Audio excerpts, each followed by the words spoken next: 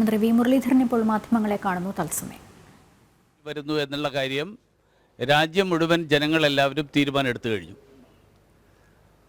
ആറ്റിങ്ങലിന് വികസനത്തിന് വേണ്ടിയിട്ട് നരേന്ദ്രമോദിയെ പിന്തുണയ്ക്കുന്ന ഒരു ജനപ്രതിനിധി വേണോ വേണ്ടയോ, ഇതാണ് ചർച്ചയാവട്ടെ. അതിനപ്പുറത്ത് വേറെ ചർച്ചയൊന്നുമില്ല.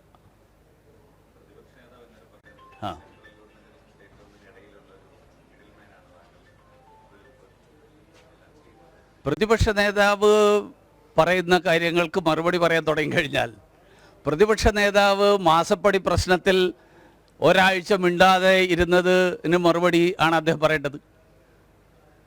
പ്രതിപക്ഷ നേതാവ് മാർക്സിസ്റ്റ് പാർട്ടിയായിട്ട് നടത്തുന്ന നിരവധി ഒത്തുതീർപ്പുകൾ, ആ ഒത്തുതീർപ്പുകളെക്കുറിച്ചാണ് അദ്ദേഹം മറുപടി പറയേണ്ടത്. ആദ്യം ഈ പ്രശ്നമുണ്ടായിട്ട് കർണാടകത്തിലെ ഹൈക്കോടതിയിൽ കോൺഗ്രസ് ഭരിക്കുന്ന സംസ്ഥാനത്ത് കർണാടക ഗവൺമെൻറ് എന്തുകൊണ്ട് ഒരു CBI എൻക്വയറിക്ക് ശുപാർശ ചെയ്തില്ല? അപ്പോൾ വാസ്തവത്തിൽ ആരാണ് ഇടനിലക്കാരൻ എന്നുള്ളത് അദ്ദേഹത്തിന് വ്യക്തമായിട്ടറിയാം. അത് മറച്ചു പിടിക്കാൻ വേണ്ടിയിട്ട് അദ്ദേഹം ഒരു മുഴ മുൻകൂട്ടി ഒരു ഏറെറിയുകയാണ്. പക്ഷെ അതെവിടെയും യേശുമില്ല എന്നുള്ള കാര്യം എല്ലാവർക്കും അറിയാം. കാരണം ഇന്ത്യ അലയൻസിൽ ഇവർ രണ്ടുപേരും ഒരുമിച്ചാണ്. ഞങ്ങൾക്കെവിടെ സഖ്യം? ഒന്ന്. രണ്ടാമത്തെ കാര്യം, നരേന്ദ്രമോദി പിണറായി വിജയനുമായിട്ട് ഒത്തുതീർപ്പിന് തയ്യാറാവുന്ന ആളാണെന്ന് സതീശനല്ല, ലോകത്ത് ആര് പറഞ്ഞാലും ഈ രാജ്യത്ത് ഒരു മനുഷ്യനും വിശ്വസിക്കാൻ പോകുന്നില്ല. ഇടനിലക്കാരന് സാധിക്കണമെങ്കിൽ നരേന്ദ്രമോദി ഒത്തുതീർപ്പിന് തയ്യാറാവണമല്ലോ.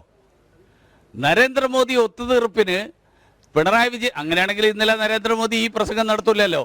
കോൺഗ്രസിൻ്റെ കുടുംബവാഴ്ചയുടെ രാഷ്ട്രീയം കേരളത്തിലും വന്നിരിക്കുന്നു എന്ന് നരേന്ദ്രമോദി വന്നിട്ട് കേരളത്തിൽ തിരുവനന്തപുരത്ത് സെക്രട്ടറിയുടെ നേരെ മുന്നിൽ നിന്നിട്ട് പറയാം.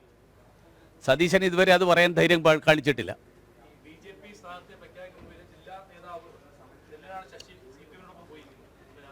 അതറിയില്ല.